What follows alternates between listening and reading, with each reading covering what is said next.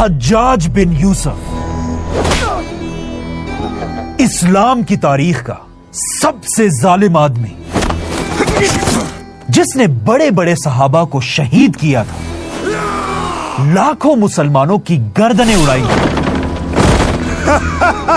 اور ایون کعبہ پر پتھر برسائے تھے۔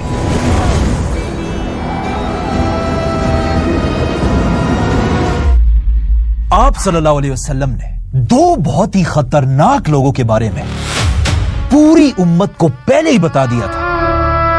آپ صلی اللہ علیہ وسلم نے فرمایا تھا کہ عرب کے بنو ثقیف قبیلے کے دو لوگ دنیا میں آئیں گے، ایک بہت بڑا جھوٹا ہوگا اور دوسرا اس قبیلے میں ایک بہت خطرناک قاتل، ایک مرڈرر پیدا ہوگا۔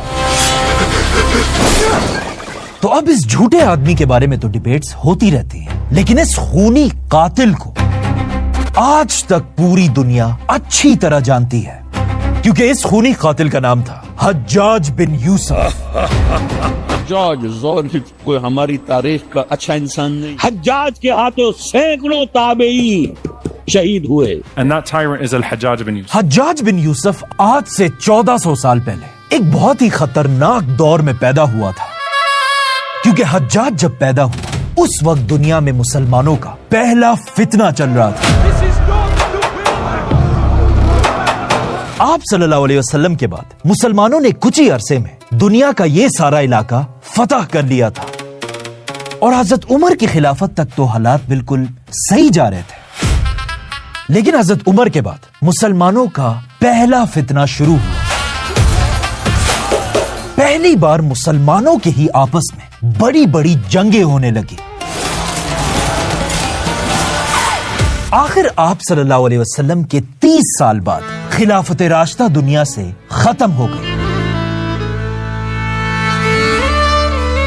اور ایگزیکٹ اسی سال جس سال خلافت راشدہ ختم ہوئی، مکہ کے پاس ہی ایک علاقے طائف میں بنو ثقیف قبیلے میں ایک بچہ پیدا ہوا، جس کا نام رکھا گیا حجاج بن یوسف۔ بنو ثقیف طائف میں رہنے والا ایک چھوٹا سا قبیلہ تھا، اور یہ وہی قبیلہ تھا جس نے اس سب سے بہت سال پہلے آپ صلی اللہ علیہ وسلم پر طائف میں پتھر برسائے تھے، اور آپ صلی اللہ علیہ وسلم کو اتنا زخمی کیا تھا کہ آپ صلی اللہ علیہ وسلم کے جوتے خون سے بھر گئے تھے۔ آگے جا کر طائف کے اس قبیلے نے اسلام قبول کر لیا تھا، اور حجاج بن یوسف بھی اسی قبیلے کے اندر پیدا ہوا تھا۔ تو اب جس سال حجاج پیدا ہوا اسی سال دنیا میں مسلمانوں کی ایک نئی خلافت آ چکی تھی، امیہ خلافت۔ حجاج امیہ خلافت کے پہلے سال میں پیدا ہوا، اور حجاج کی فیملی ایک بہت ہی غریب فیملی تھی، اور حجاج کا باپ ایک عام قرآن کا ٹیچر تھا اور بچوں کو قرآن پڑھایا کرتا تھا۔ حجاج کا باپ چاہتا تھا کہ اس کا بیٹا حجاج بھی بڑا ہو کر قرآن کا ایک ٹیچر بنے، لیکن حجاج کو بچپن سے ان چیزوں سے زیادہ کچھ اور چیزوں میں انٹرسٹ تھا، فوج، طاقت اور تخت۔ جیسے جیسے حجاج بڑا ہو رہا تھا، آخر حجاج کو یہ موقع مل گیا، کیونکہ جیسے ہی حجاج کی عمر 20 سال ہوئی، امیہ خلافت کے پہلے خلیفہ حضرت معاویہ اس دنیا سے چلے گئے۔ لیکن حضرت معاویہ نے جانے سے پہلے ہی اعلان کر دیا تھا کہ ان کے بعد مسلمانوں کا نیا خلیفہ کون ہوگا۔ آف کورس ان کا بڑا بیٹا یزید۔ لیکن اس سے پہلے خلافت میں ایسا کبھی نہیں ہوا تھا، کیونکہ اس سے پہلے مسلمان اپنا خلیفہ خود چوز کرتے تھے۔ اسی لیے کچھ مسلمان یزید کے خلیفہ بننے سے بالکل بھی خوش نہیں تھے، اور ان میں دو سب سے بڑے نام تھے، حضرت امام حسین رضی اللہ عنہ اور عبداللہ بن زبیر رضی اللہ عنہ۔ ان دونوں صحابہ نے یزید کو خلیفہ ماننے سے کلیئرلی انکار کر دیا تھا، کیونکہ انہیں ڈر تھا کہ کہیں مسلمانوں کی یہ خلافت بادشاہت نہ بن جائے۔ لیکن جو بھی ہو، آخر یزید بادشاہ بن گیا، اور بادشاہ بنتے ہی یزید نے ایک ایسا کام کیا جسے آج تک مسلمان نہیں بھلا سکے، کربلا۔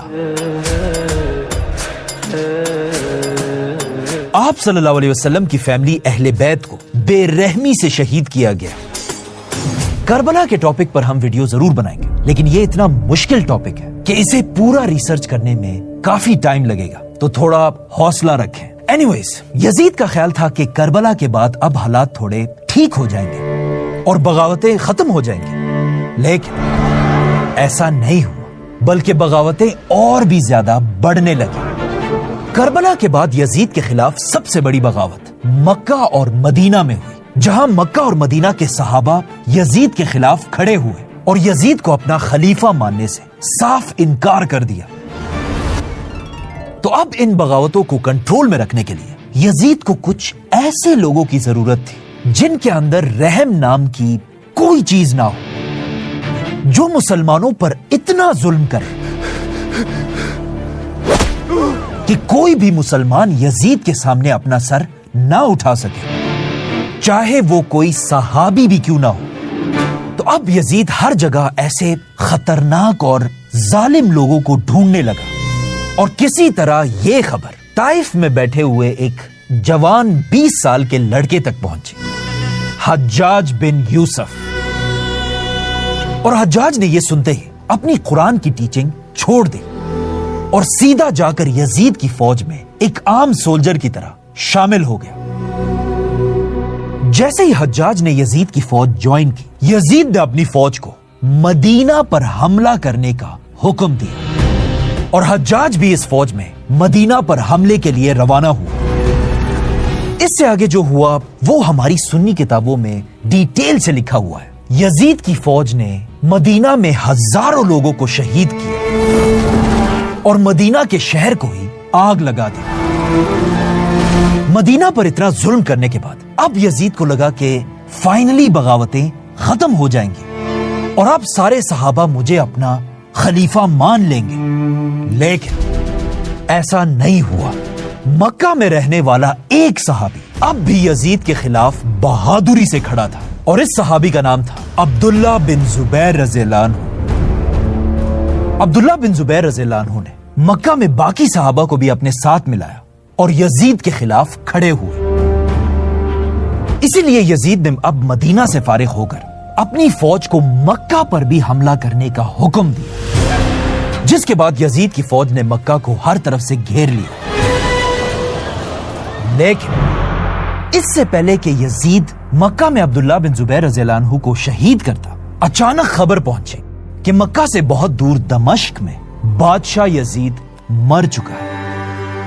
اس ایک خبر نے پوری امیہ خلافت کو ہلا کر رکھ دیا، کیونکہ یزید بالکل اس ٹائم مرا تھا جب امیہ خاندان کے خلاف ہر طرف بغاوتیں ہو رہی تھیں، اور اب یزید کے مرتے ہی امیہ خلافت اپنی سب سے کمزور حالت تک پہنچی، اور حالات اور بھی زیادہ تب خراب ہوئے جب یزید کا بیٹا بھی بادشاہ بننے کے کچھ ہی دن بعد فوت ہو گیا۔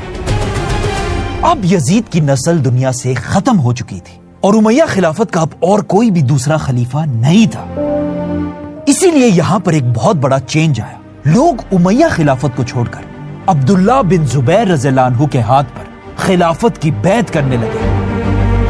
یہاں سے سارے حالات بالکل بدلنے لگے، کیونکہ آہستہ آہستہ امیہ خاندان کی طاقت کم ہونے لگی، اور عبداللہ بن زبیر رضی اللہ عنہ مسلمانوں کے اصل طاقتور خلیفہ بننے لگے۔ ایجپٹ، عراق، ایران، حجاز، یمن، سب نے عبداللہ بن زبیر رضی اللہ عنہ کو اپنا نیا خلیفہ ڈکلیئر کیا، یہاں تک کہ عبداللہ بن زبیر رضی اللہ عنہ کے نام سے ایک نئی کرنسی بھی شروع ہو چکی تھی، اور کچھ دیر کے لیے واقعی میں ایسا لگنے لگا کہ امیہ خلافت اب ختم ہو جائے گی، اور ایک بار پھر دنیا میں خلافت راشدہ جیسی ایک نئی خلافت بنے گی، جس کا کیپٹل اس بار مکہ ہوگا۔ مسلمان خلیفہ عبداللہ بن زبیر رضی اللہ عنہ کے ہاتھ پر بیعت کرنے لگے، لیکن اب بھی امیہ خاندان کے کچھ وفادار لوگ ایسے تھے جنہوں نے حضرت عبداللہ بن زبیر کے ہاتھ پر بیعت نہیں کی، جن میں سب سے بڑا اور خطرناک نام تھا حجاج بن یوسف۔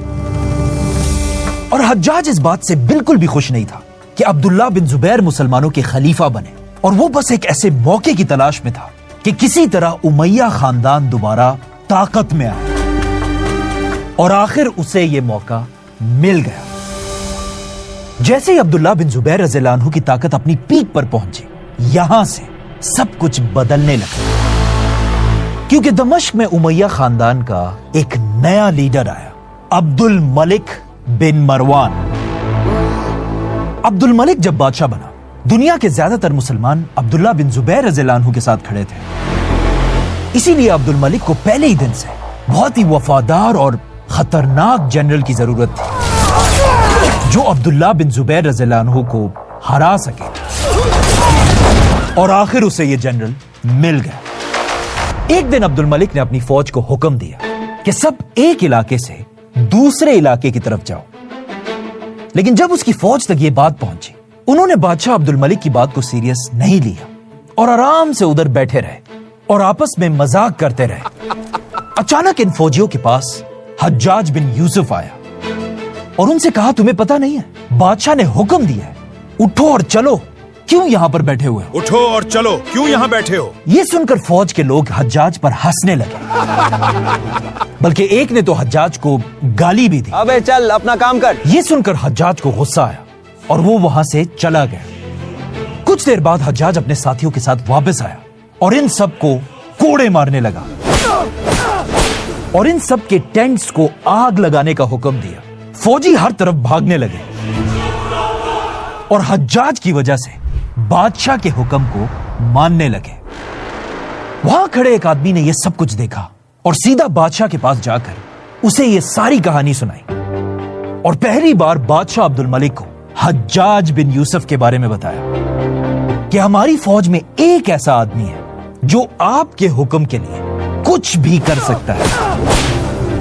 عبد الملک حجاج سے بہت امپریس ہوا اور اس نے حجاج کو اپنے پاس بلایا اور اسے صرف 30 سال کی عمر میں ایک عام سپاہی سے فوج کا ایک بڑا جنرل بنایا۔ اسی کے ساتھ سب سے پہلے عبد الملک نے حجاج کے ساتھ مل کر عبداللہ بن زبیر رضی اللہ عنہ کے سب سے بڑے صوبے کوفہ پر حملہ کیا، اور اس طرح عبد الملک اور حجاج نے عبداللہ بن زبیر رضی اللہ عنہ سے یہ سارا علاقہ چھین لیا، اور عبداللہ بن زبیر کا سب سے پاورفل صوبہ کوفہ، جسے آج ہم عراق اور ایران کہتے ہیں، ان کے ہاتھ سے نکل گیا۔ اب امیہ خاندان کے پاس دوبارہ طاقت آ چکی تھی اور انہوں نے یہ سارا علاقہ بھی فتح کر لیا تھا، لیکن اب بھی بنو امیہ کے لیے ایک بہت بڑا مسئلہ تھا، مکہ میں عبداللہ بن زبیر رضی اللہ عنہ۔ اسی لیے بغیر کوئی ٹائم ضائع کیے عبد الملک نے اپنے سارے جنرلز کی ایک میٹنگ بلائی، اور اس میٹنگ میں اپنے سارے جنرل سے پوچھا کہ تم میں سے کون ہے جو مکہ پر حملہ کرے؟ کون ہے جو مکہ پر حملہ کرے گا اور عبداللہ بن زبیر کو شہید کرے؟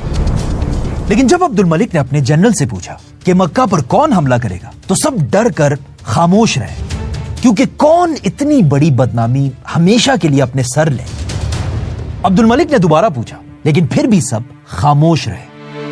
آخر جب اس نے تیسری بار پوچھا تو آخر عبد الملک کے ایک جنرل نے اپنا ہاتھ اٹھایا اور کہا، میں جا کر مکہ پر حملہ کروں گا۔ میں ہی جاؤں گا مکہ کو فتح کرنے، بلکہ میں نے کل خواب دیکھا ہے کہ میں نے عبداللہ بن زبیر کی اپنے ہاتھوں سے کھال اتاری ہے۔ اور آف کورس عبد الملک کے اس جنرل کا نام تھا حجاج بن یوسف۔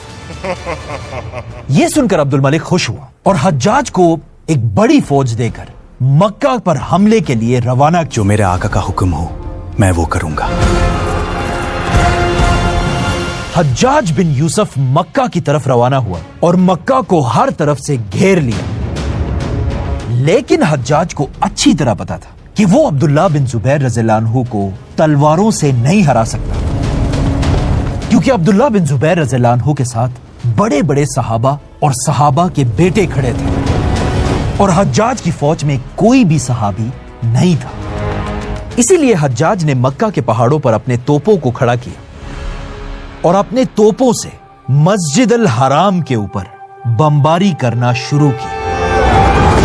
حجاج نے مسجد الحرام پر اتنے پتھر برسائے کہ ایک پتھر تو سیدھا جا کر کعبہ کو لگا، اور کہا جاتا ہے جیسے یہ پتھر کعبہ پر لگا अचानक आसमान में बादल गरजने लगे और ये देखकर हज्जाज की फौज डरने लगी। बमबारी रोक दो, अल्लाह का अजाब आएगा। और अपनी तोपों को रोक दिया कि कहीं उन पर अल्लाह का अजाब ना आ जाए। हज्जाज ने जब अपनी फौज को पीछे हटते हुए देखा तो हज्जाज खुद आगे बढ़ने लगा और अपने हाथों से पत्थर उठाकर तोप के अंदर रखा और दोबारा खुद काबा पर बमबारी करने लगा और अपनी फौज से कहा कि डरो मत, इन बादलों के गरजने का मतलब तो यह है कि अल्लाह हमारे साथ है। यह देखकर उसकी फौज भी आगे बढ़ी और दोबारा काबा पर बमबारी करने लगी। अब काबा पर एक ही वक्त में बहुत सारे गोले बरस रहे थे,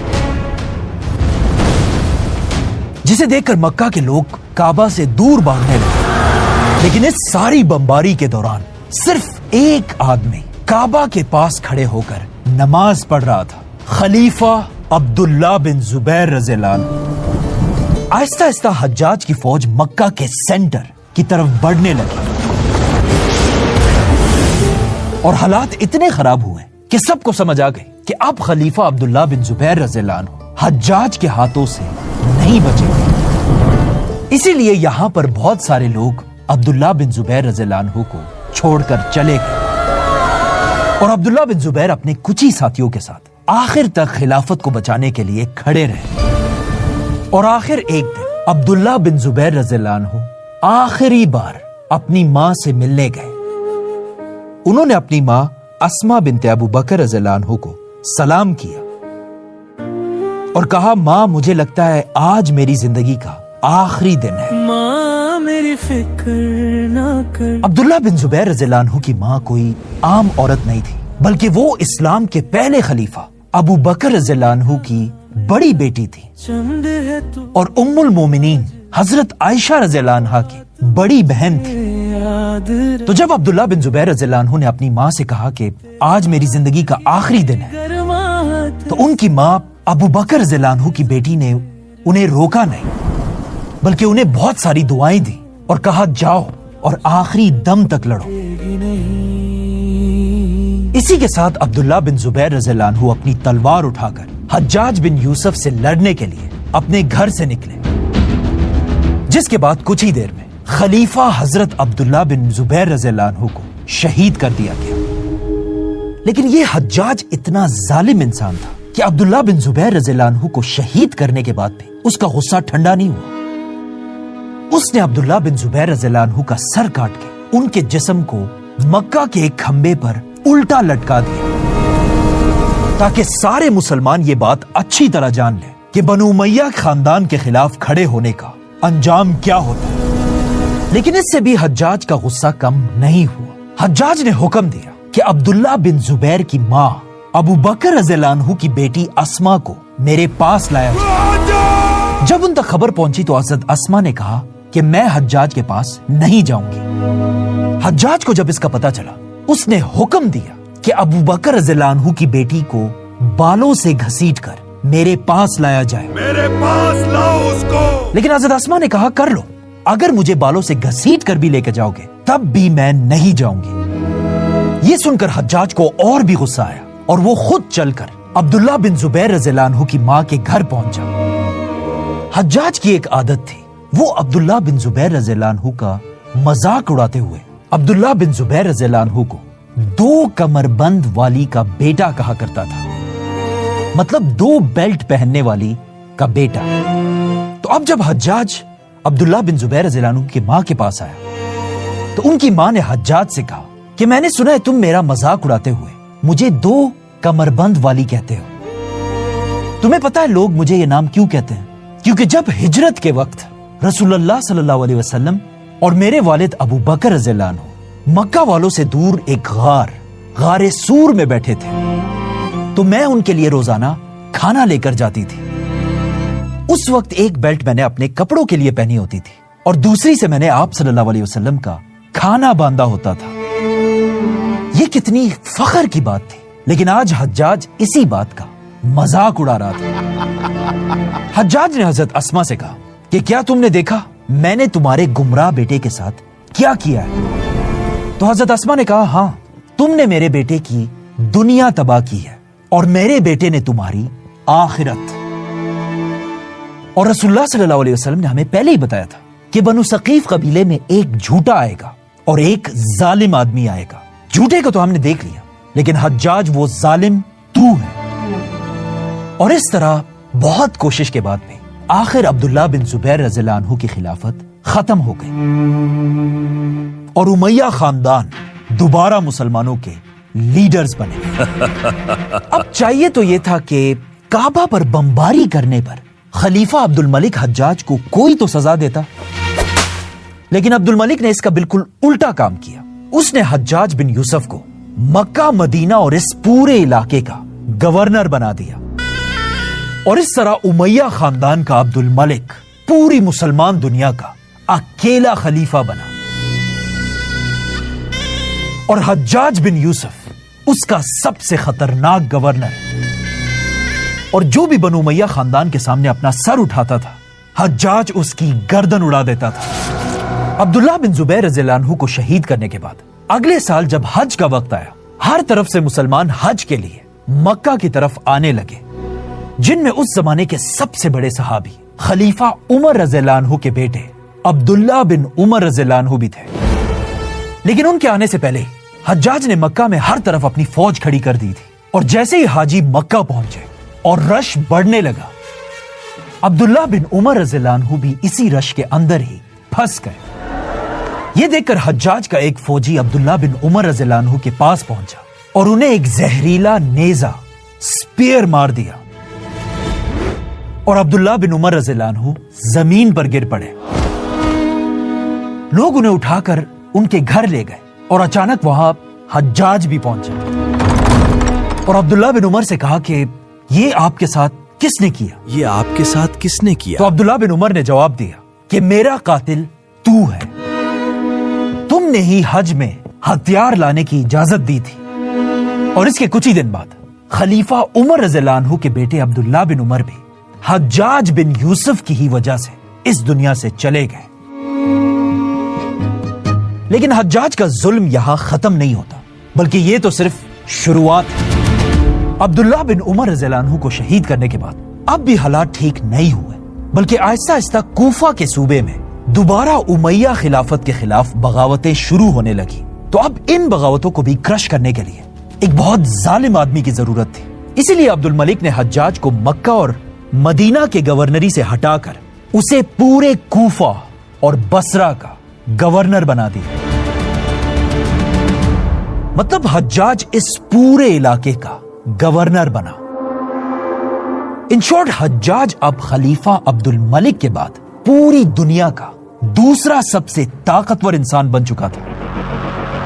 مطلب ایک غریب ٹیچر کا بچہ اب دنیا کا دوسرا سب سے پاورفل آدمی تھا.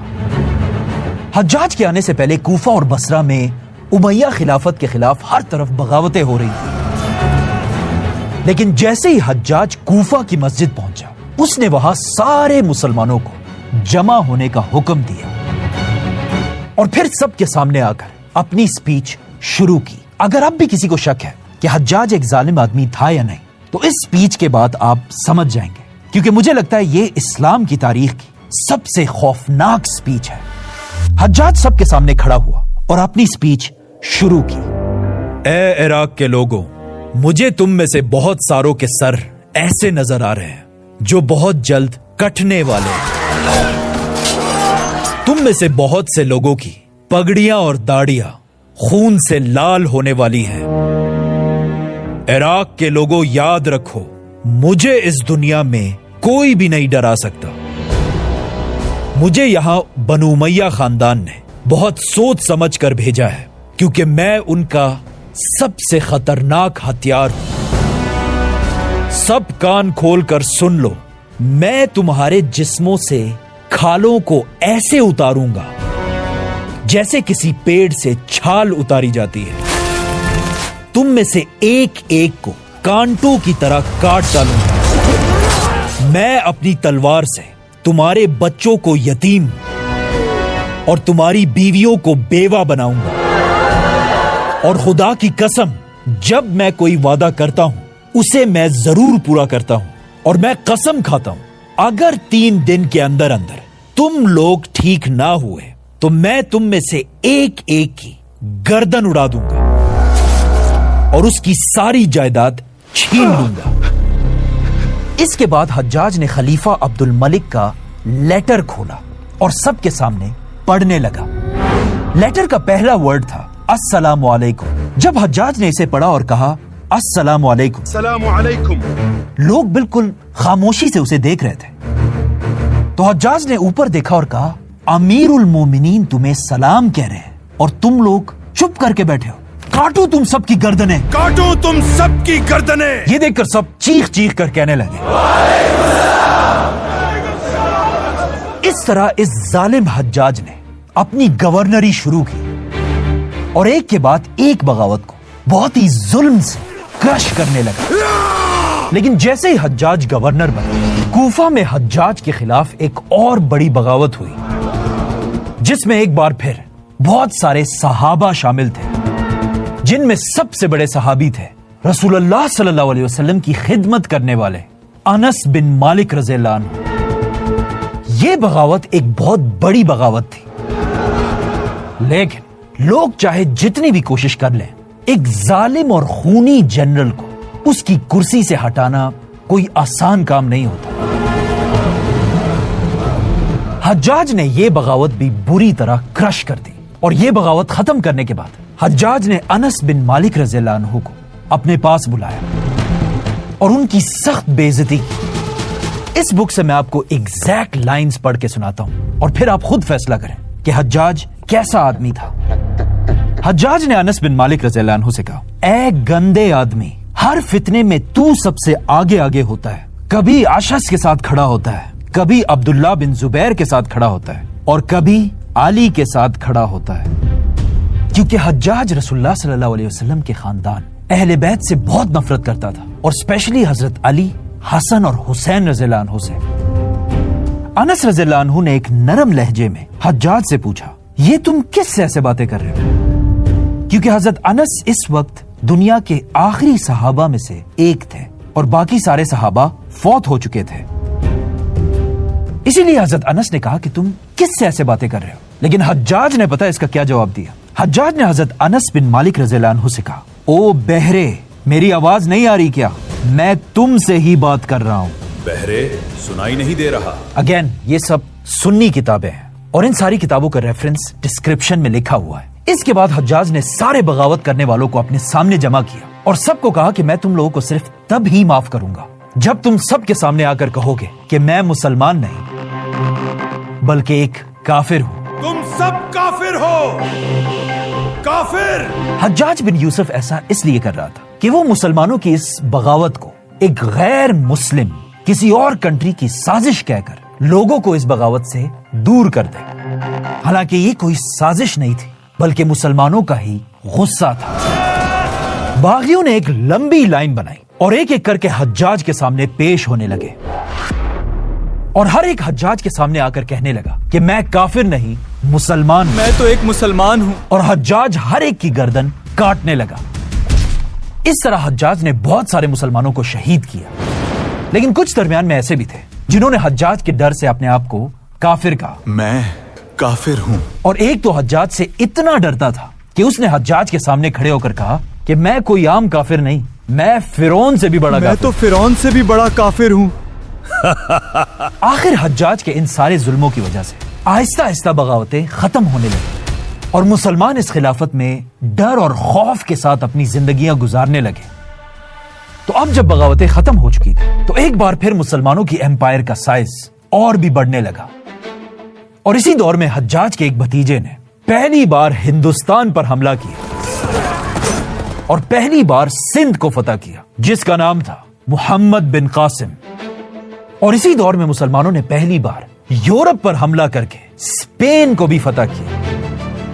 حجاج بن یوسف کی پوری زندگی میں ایک ایسا اچھا کام تھا جس کی وجہ سے کچھ لوگ اسے ایک ہیرو سمجھتے ہیں، اور وہ تھا قرآن کے عربی رائٹنگ کے اوپر اعراب لگانا، مطلب زبر، زیر، پیش وغیرہ، جسے آج تک لوگ پڑھتے ہیں۔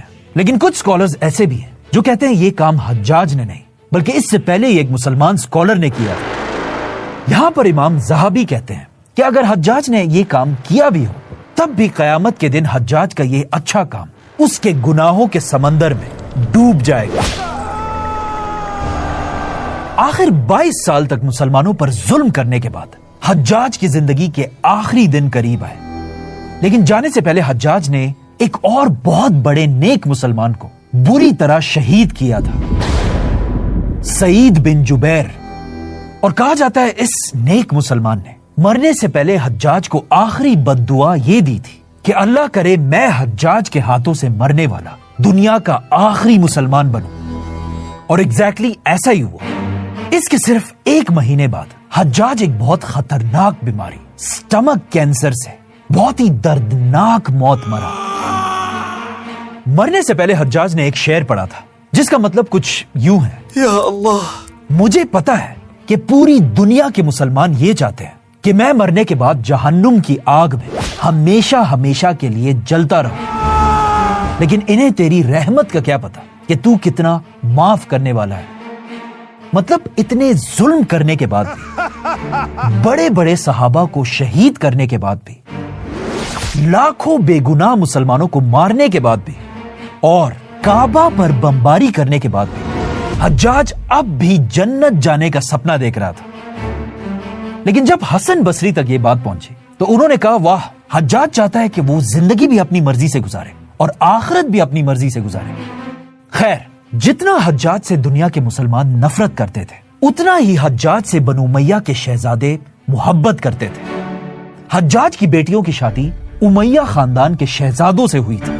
بنو امیہ کے بادشاہ اپنے بیٹوں کے نام حجاج رکھتے تھے اور انہوں نے مرنے تک حجاج کو اپنا سب سے بڑا گورنر بنایا تھا۔